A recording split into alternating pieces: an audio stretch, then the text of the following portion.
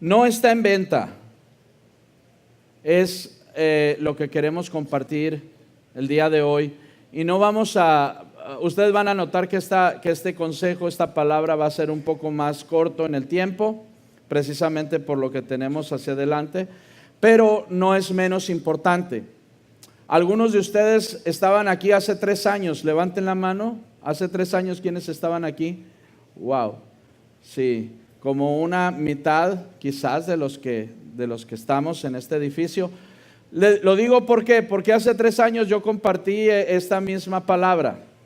La diferencia es que ahora es una versión corregida y aumentada. Algunos de ustedes se van a acordar de algunas de las cosas que mencionamos en ese momento, y la mayoría de ustedes lo que compartamos hoy va a ser totalmente nuevo. Así es que ¿estamos listos? Dile al de enseguida, ya no me molestes. Dile. Amén. Estate, dile. Primero de Reyes, capítulo 21. Primer libro de Reyes, capítulo 21. No va a aparecer en la pantalla, pero yo lo voy a leer aquí. Si usted lo quiere leer conmigo, abra su Biblia, por favor. Primero de Reyes, capítulo 21. Le voy a dar unos cuantos segundos más para que la encuentre. Amén. Reyes está en el Antiguo Testamento, Génesis, Éxodo, Levítico, Números, Deuteronomio, y un poquito más adelante está. Primero de Reyes 21. ¿Ya lo tenemos? Amén. Dice: pasadas estas cosas, aconteció que Nabot de Jezreel tenía allí una viña, junto al palacio de Acab, rey de Samaria. Y Acab habló a Nabot diciendo: dame tu viña para un huerto de legumbres. ¿Están escuchando? Dame tu viña, ¿para qué?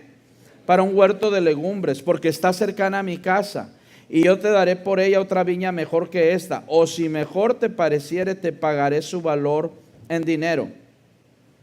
Y Nabot respondió a Acab: guárdeme Jehová de que yo te dé a ti la heredad de mis padres. Y vino Acab a su casa triste y enojado por la palabra que Nabot de Jezreel le había respondido, diciendo: no te daré la heredad de mis padres. Y se acostó en su cama y volvió su rostro y no comió. Vino a él su mujer Jezabel y le dijo: ¿por qué está tan decaído tu espíritu y no comes?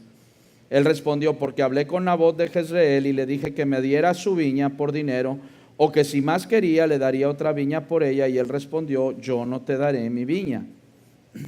Y su mujer Jezabel le dijo: ahora ¿eres tú rey sobre Israel? Levántate y come y alégrate, y yo te daré la viña de Nabot de Jezreel. Entonces ella escribió cartas en nombre de Acab y las selló con su anillo, y las envió a los ancianos y a los principales que moraban en la ciudad con Nabot. Y las cartas que escribió decían: proclamad ayuno y poned a Nabot delante del pueblo, y poned a 2 hombres perversos delante de él que atestiguen contra él y digan: tú has blasfemado a Dios y al rey. Y entonces sáquenlo y apedréenlo para que muera.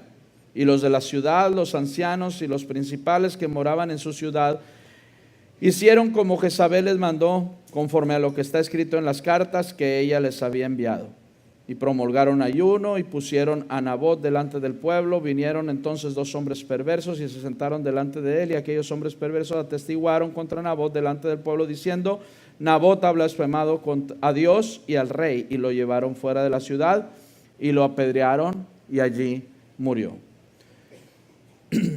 Esta es una historia muy conocida del Antiguo Testamento, pero igual es una historia trágica. Una historia donde, abusando del poder, un par de reyes, especialmente la esposa del rey Acab, arbitrariamente arrebata una propiedad para dársela a su esposo, y dando muerte al dueño. Pero no nomás nos revela la palabra que dieron muerte a Nabot, sino que también fueron muertos sus hijos, para que al crecer sus hijos no reclamaran la heredad. La Biblia enseña, y el Señor estableció al pueblo de Israel diciéndoles que que no vendieran su heredad, que no la traspasaran su heredad, que si acaso por una situación extrema podrían empeñarla o dejarla en préstamo por algo, pero no debían de perder su heredad. De esa manera, Nabot no estaba haciendo algo fuera de lo común o fuera de lo normal o fuera de lo que Dios había enseñado. Así es que, contrario a lo que muchos podemos pensar, Nabot le dice al rey: no te daré mi viña. Y esto es algo bien interesante, porque a un rey no se le dice que no. A un rey no se le puede negar.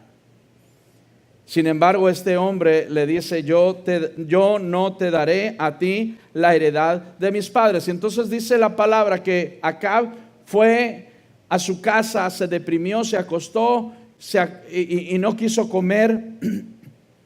Su esposa se dio cuenta de eso. Entonces Acab viene a ser un reflejo aquí, una imagen del enemigo de nuestras almas, que quiere tomar la heredad que Dios nos ha dado. ¿Sí están conmigo? Acá viene a ser una figura de Satanás que quiere tomar lo que Dios nos ha dado por bendición. Esa viña era especial. Nabot no la compró. Nabot la recibió como heredad. 600 años habían tenido como propiedad sus padres.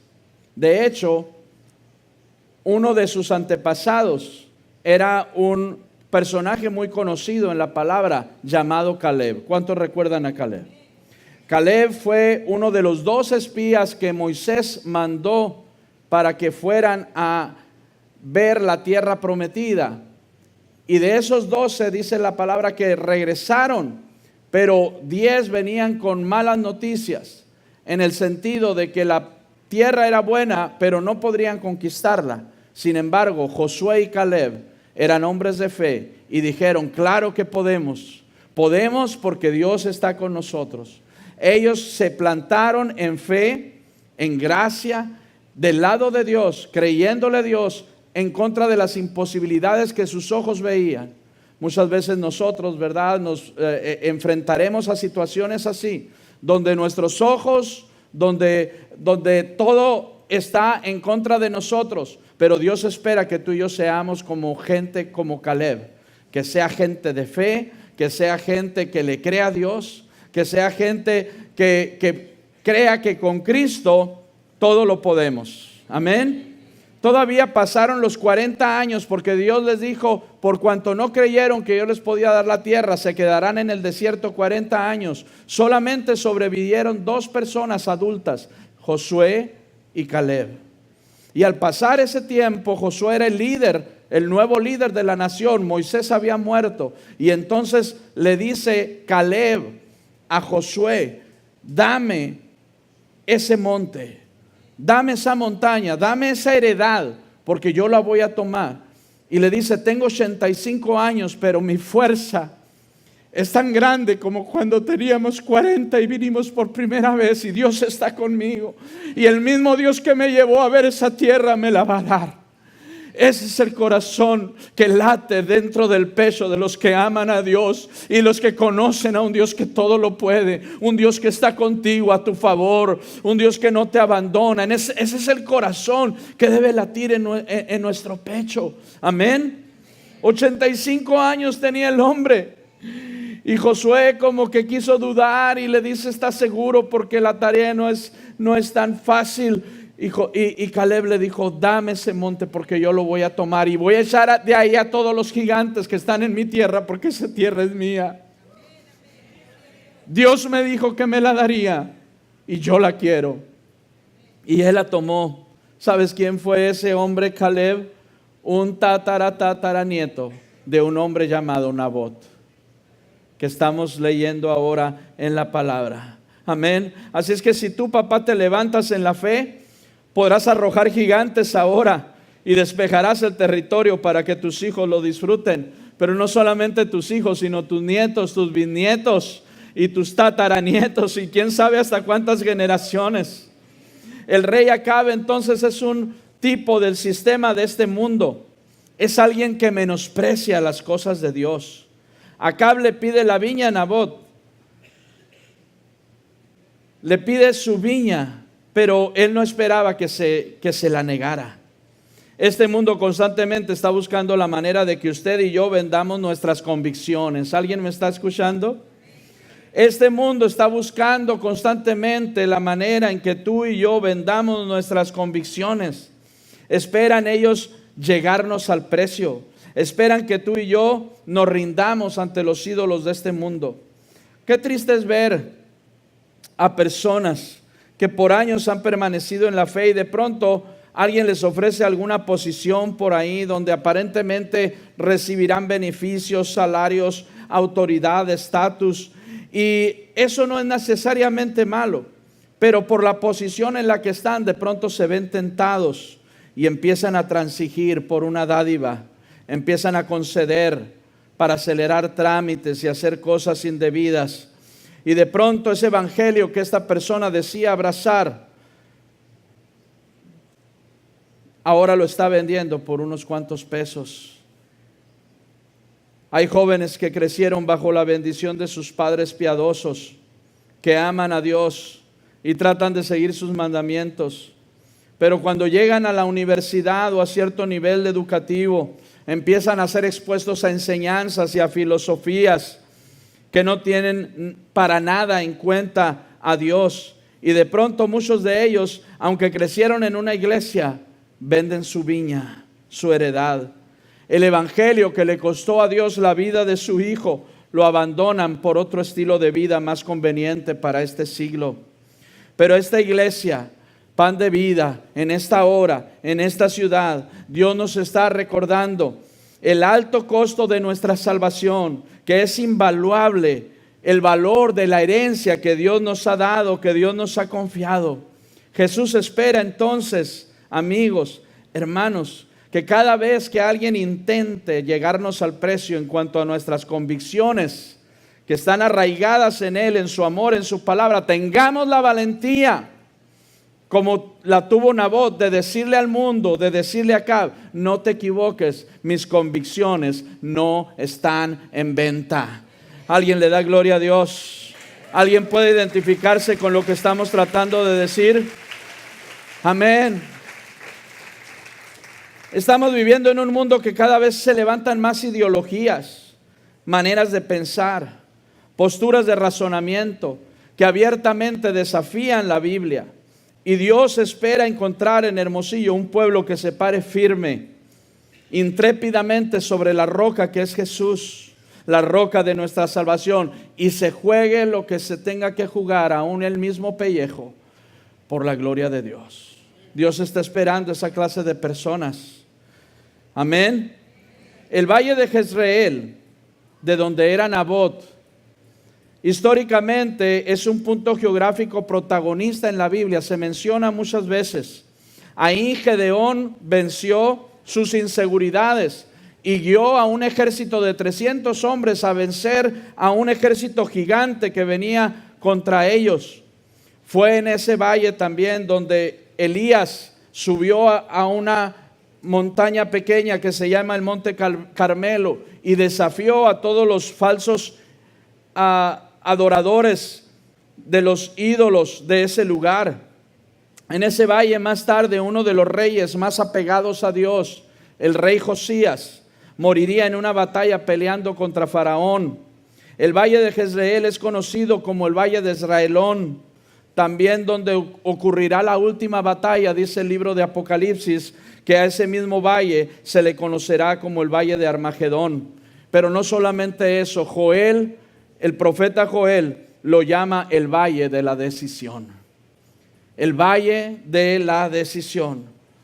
Fue en ese valle el que recibió la sangre de Nabot cuando esta bruja llamada Jezabel sobornó a hombres perversos para testificar contra él, para quitarle su viña y dársela a su esposo, el rey Acab.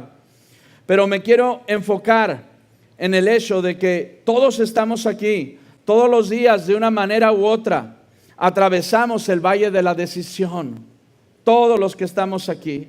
Es ahí donde nuestras convicciones, ¿sabes qué? Serán sacudidas. donde nuestros principios serán presionados, donde tendremos que decidir si seguiremos el verdadero y sagrado evangelio o nos permitiremos ensuciarlo con prácticas de este mundo.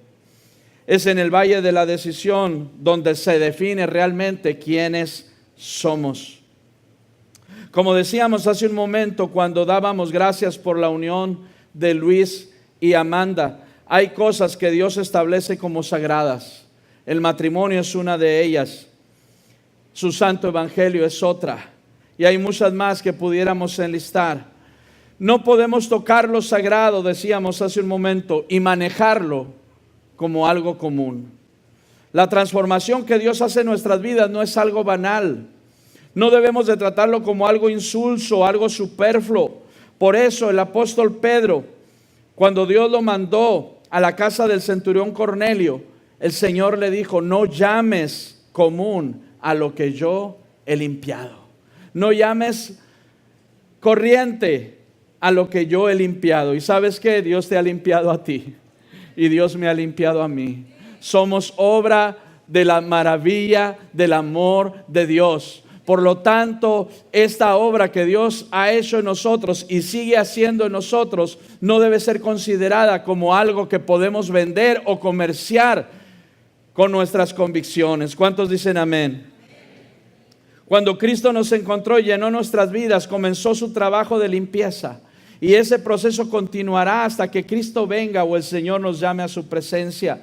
Dios nos aparta, nos transforma, nos regenera, nos justifica, nos adopta, hace una obra de arte de lo que antes éramos.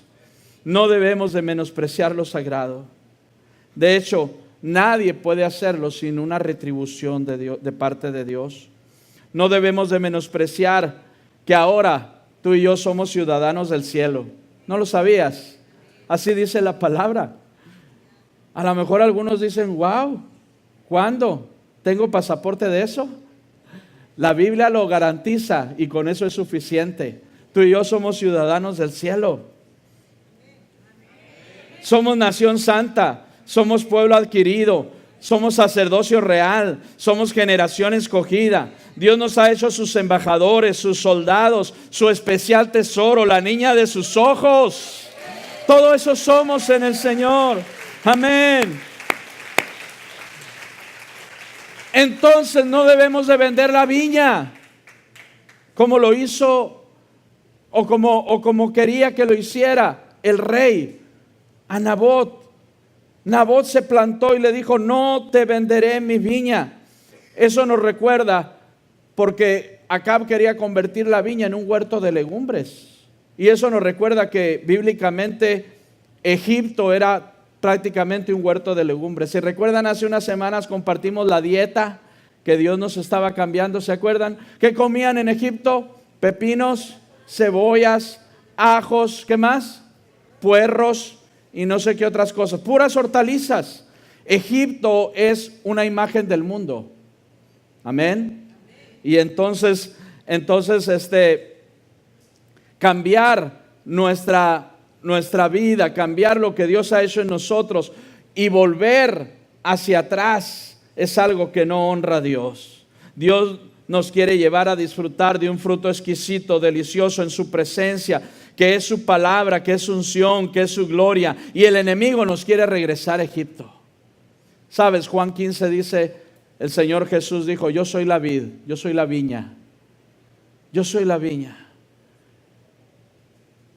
Y cambiar el evangelio por cualquier cosa es cambiar a Jesús. Por cualquier cosa.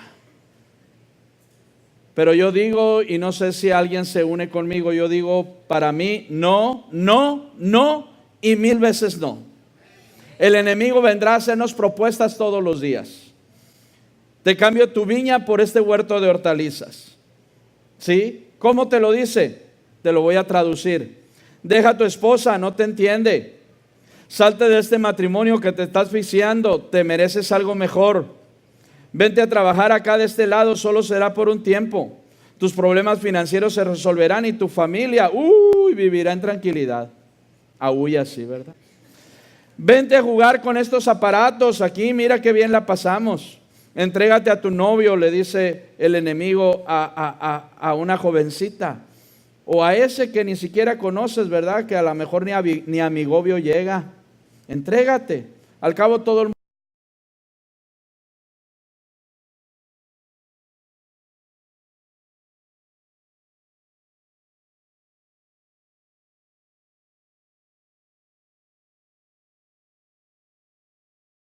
Tu corazón te diga, princesa de Disney.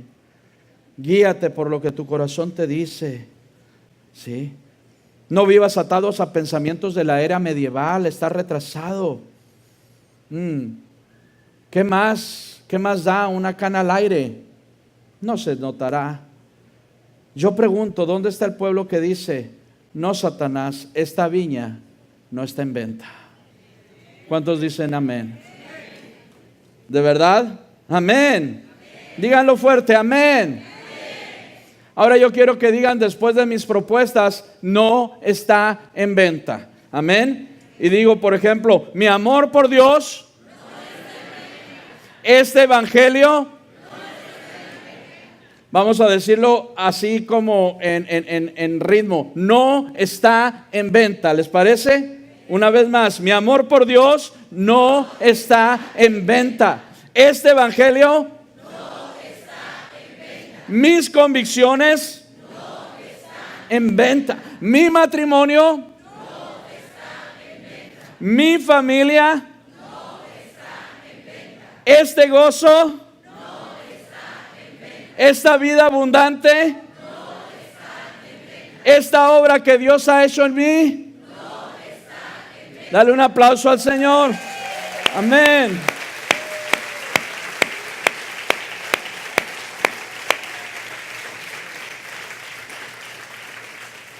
Tú y yo necesitamos saber que el enemigo codicia tu viña. ¿Alguien me está escuchando? El enemigo codicia tu viña, codicia tu matrimonio, codicia lo que Dios te ha dado. Él desea estropear su obra en nuestras vidas. Los talentos que tienes, el enemigo los codicia. Si alguien aquí, por ejemplo, Dios le ha dado el talento de la música o de cantar, el enemigo quiere enrolarte en la fila de sus músicos que cantan la peor basura que te puedas imaginar, y el mundo obviamente les aplaude y se rinde a sus pies. Si tienes talento para escribir libros, el enemigo quiere convencerte para que crees sagas que atrapen a las masas, especialmente a los jovencitos, como los nuevos parámetros que han creado J.K. Rowling, Verónica Roth, J.R.R. Tolkien y muchos otros. Los más jóvenes saben quiénes son esos, nosotros no sabemos, no se preocupen. Pero ¿sabes qué? Les enseñan sobre mundos fantásticos, les enseñan a introducirse en la hechicería con Harry Potter y esas brujerías, les enseñan satanismo. Algunos de ustedes tienen libros satánicos para sus hijos en el cuarto de sus hijos y no se han dado cuenta. No se han dado cuenta porque el enemigo eso hace, así trabaja. Él toca sus almas con visiones de un mundo futuro desesperanzador, desolador.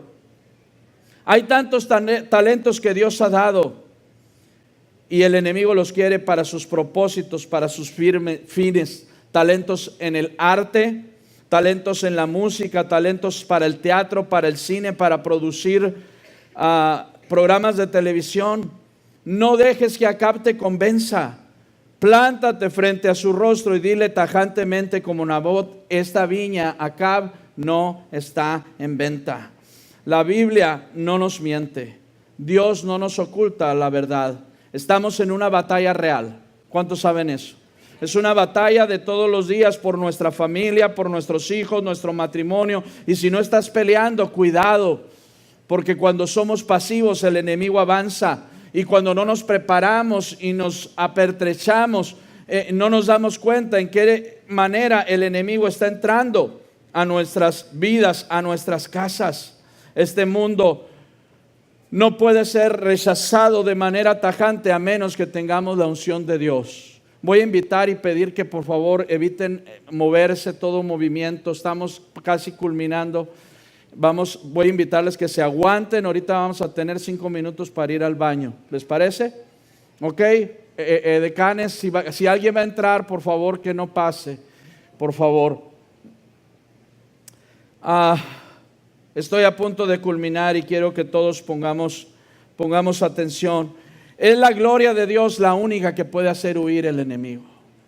Es el Espíritu de Dios en el corazón de una persona la única que va a hacer desplazarse de delante de nosotros a todo enemigo. La palabra dice que el enemigo vendrá contra nosotros como un río, pero el Espíritu de Dios levantará bandera contra él. Amén. Así es que sin el Espíritu de Dios, iglesia, no la hacemos. Sin el poder de Dios simplemente no lo vamos a lograr. Necesitamos urgentemente cada vez más y más presencia de Dios en nuestras vidas, porque estamos en medio de una guerra que puede destruir tu casa, tus hijos, tu familia. Acab está pidiendo constantemente, Acab está tocando la puerta, quiere tu viña, pero hacen falta hombres y mujeres bien bragados, hacen falta hombres y mujeres bien parados sobre la roca que le digan: no te la voy a dar, no te la voy a dar. Mis hijos son de Cristo, mi familia es de Cristo, lo que tengo es de Cristo. Amén. Si miramos a la historia, hace 2000 años Cristo pisó esta tierra y estableció una iglesia que nació en el fuego de Dios, en el Pentecostés, en el aposento alto. Se fraguó en la persecución. Una iglesia que en menos de 30 años después de que Jesús ascendiera al cielo había prácticamente conquistado todo el imperio romano y se seguía extendiendo más allá de sus fronteras. Una iglesia pobre materialmente, pero rica en posesiones celestiales. Ahí el enemigo fue tramando su estrategia.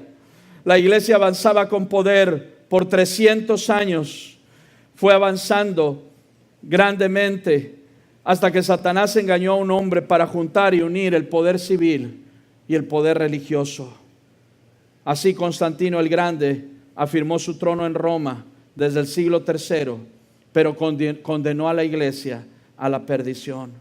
De pronto ya no era la unción de Dios lo que definía el rumbo, sino la decisión de un hombre sentado en un trono humano. Era el que establecía, era el que ponía y quitaba pastores, obispos, diáconos por toda Europa, no de acuerdo a criterios divinos, sino de acuerdo a cuánto estaban dispuestos a pagar para ser enviados a determinados lugares. Desde entonces y cada vez más la iglesia se corrompió. Ya no era su anhelo establecer el reino de Dios, sino tener poder sobre las personas y hacerlos esclavos de una religión sin vida, sin poder. Uno de los papas, en un arranque de lucidez que le duró apenas unos segundos, expresó: creo que ya no podemos decir como el apóstol Pedro: no tengo plata ni oro, porque realmente tenemos muchísimo. Pero luego agregó diciendo: pero tampoco podemos decirle al paralítico: levántate y anda. La iglesia que Dios había comprado para sí se había corrompido, se vendió, se prostituyó por plata, por oro, por placer y por todo lo mundano.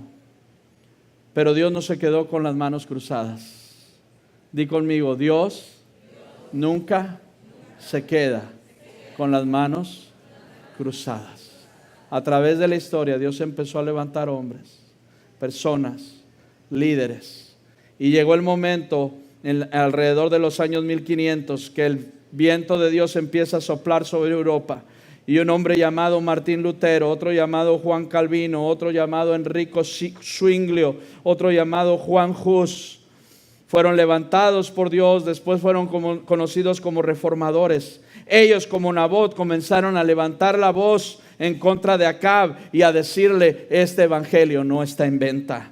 Desde entonces y cada vez más la iglesia se empezó a levantar. La iglesia empezó a dividirse. Y empezó a levantarse una nueva iglesia que ama al Señor. Y de ahí venimos tú y yo. Y de ahí venimos tú y yo en ese evangelio puro y verdadero, que es el que el Señor estableció hace 2000 años. Amén. Así es que